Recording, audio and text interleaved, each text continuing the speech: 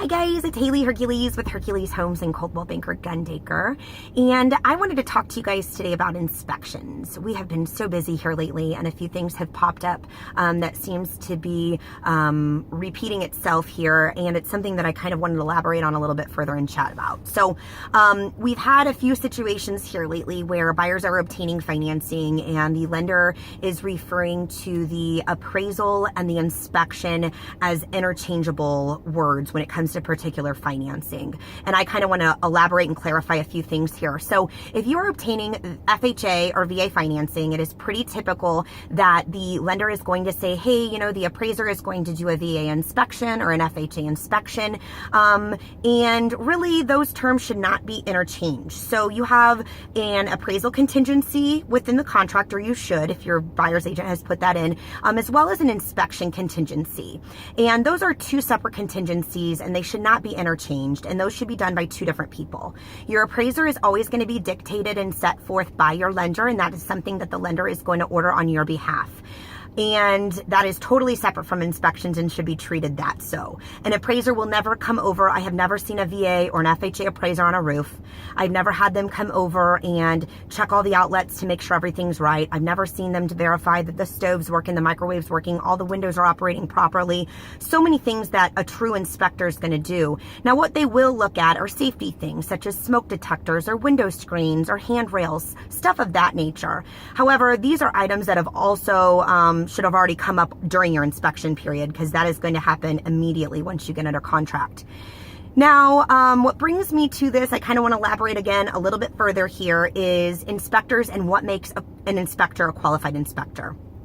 I've had a few instances here lately where I feel that my sellers, when I'm representing the sellers, are kind of getting the short end of the stick because the buyer's agent has had the buyer, or the buyer has opted to use an inspector who is not, under my opinion, qualified. Okay. In my opinion, an inspector should have some type of background in construction. They need to work in or around residential construction at some point in their life, or they should not be qualified to do a home inspection. There are so many components and things that go into building a home that if you're not around, you may miss something, or maybe you're making a big fuss out of something that was actually done properly. It just wasn't done the way that these inspectors read in a book. So they're going to flag this item. And in this particular instance, I had some sellers. They had a reputable union carpenter that had come and installed a deck on the property when they had the home built.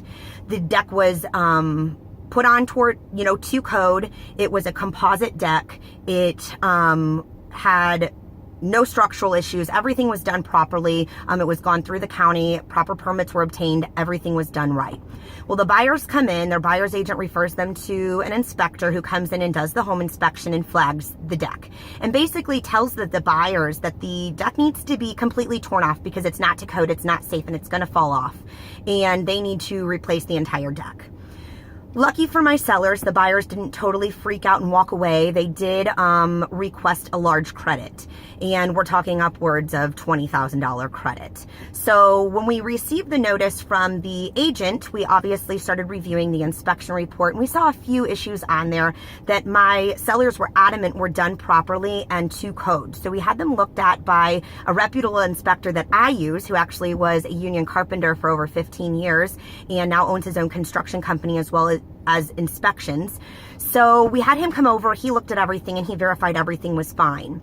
Lucky for me and my sellers, we are dealing with a county who keeps great records, and I contacted the municipality, and the municipality sent me all the paperwork in regards to permits pulled and everything like that.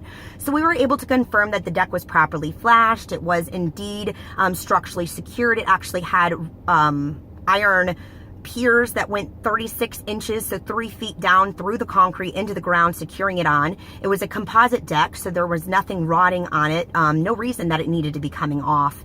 And unfortunately, this is happening too often. We are having these inspectors come in who are now causing buyers sometimes grief and worry over something that is indeed done properly. And that is so unfair to both parties. That's doing the buyer a huge disservice, because clearly if we have a big item like this that we're making a big old fuss about, that's not a fuss, and we can prove that, the seller is going to think the entire report's garbage. You think they're going to want to address anything on there? Probably not.